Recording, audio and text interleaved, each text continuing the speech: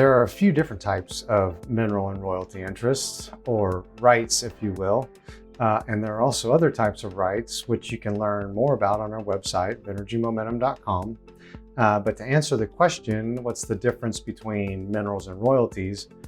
Minerals are hydrocarbons, either in a liquid or gas form, and the mineral rights are what are leased and then hopefully drilled and produced by an oil and gas company. Royalties are what are paid out by an oil and gas company after the minerals have been leased, drilled, and then produced.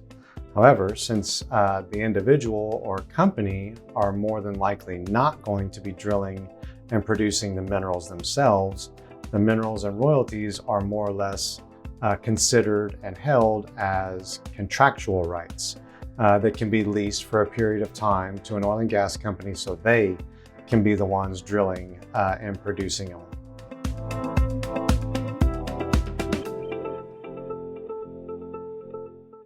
A question we get a lot, can you own mineral rights without owning the land?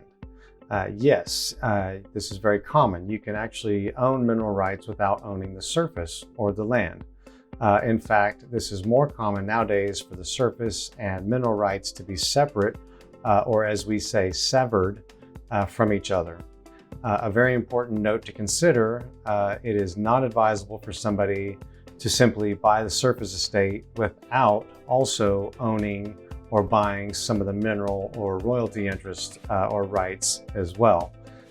Very unadvisable to do that because the mineral estate is dominant over the surface estate. So an oil and gas company, they can lease the mineral owner and then come knock on the surface owner's door and say, we want to put an oil and gas well here, and you had no knowledge about it or whatsoever. So this is especially true in rural areas and or where oil and gas development is prominent. You just don't want to own surface without owning the mineral or royalty rights with it as well, or a portion of them.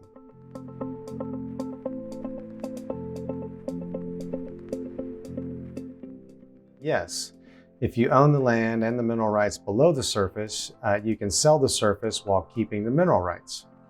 However, to do this, one would need to specifically withhold, or as we say, reserve, the mineral rights during the sale. This is very important because whatever rights are not reserved during a sale will pass to the buyer.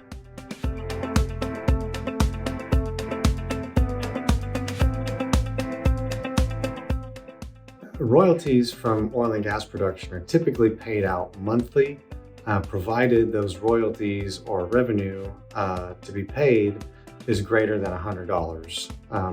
Most oil and gas companies don't pay royalties until your account hits $100 or greater. So if your royalties are greater than $100 every month, then you'll typically get a royalty check every month. Other than that, once the account hits $100 or greater, that's when the oil and gas company will distribute a revenue check.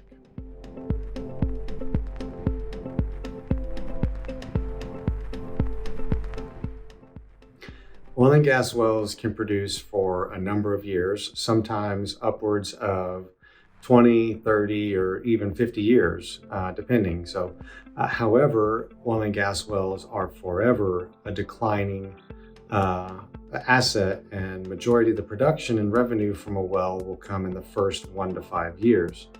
The decline curve for oil and gas wells is typically very steep. The production starts off in high volumes and then rapidly decreases and then it starts to level off. You'll notice this is the same about your royalty checks as this process goes on.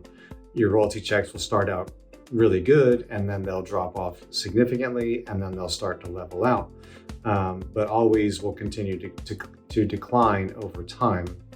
Occasionally there will be times when the production and revenue bump up, but this will be very short-lived and is only because the oil and gas company either cleaned out or re-stimulated a well by some form of secondary or tertiary recovery method, but the production will still drop off significantly and then start to level off same as your royalty checks.